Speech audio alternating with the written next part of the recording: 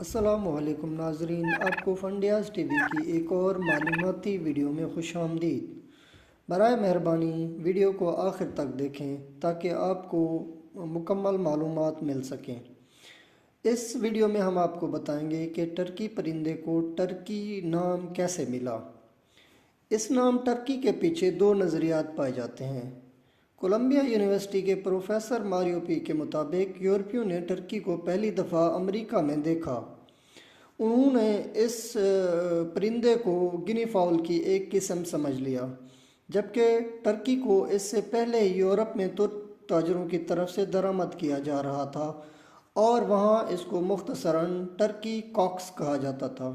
اس وجہ سے نارتھ امریکہ میں پائے جانے والے اس پرندے کو ٹرکی فاؤل کہا جانے لگا۔ اس کے علاوہ اس کو انڈین فاؤل کے نام سے بھی پکارا جانے لگا، جس کو بعد میں مختصراً ٹرکی کہا جانے لگا۔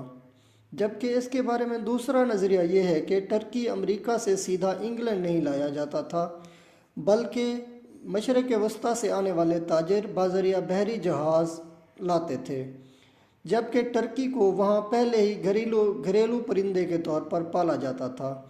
اس وجہ سے مشرق وسطیٰ سے آنے والے تاجروں کی وجہ سے ان کو یہ نام ملا، کیونکہ ان تاجروں کو یہاں کے مقامی لوگ ٹرکی مرچنٹس کہتے تھے، کیونکہ اس وقت وہ علاقے جہاں سے وہ مرچنٹس آتے تھے وہ سلطنت عثمانیہ کا حصہ تھے۔ اس وجہ سے ان پرندوں کو پہلے ٹرکی کاکس اور پھر ٹرکی ہینس اور پھر آخر میں مختصراً ان کو ٹرکی کہا جانے لگا، اور اس طرح ان پرندوں کا یہ نام ٹرکی پڑ گیا، جو کہ اب پوری دنیا میں ان پرندوں کا نام رائج ہے۔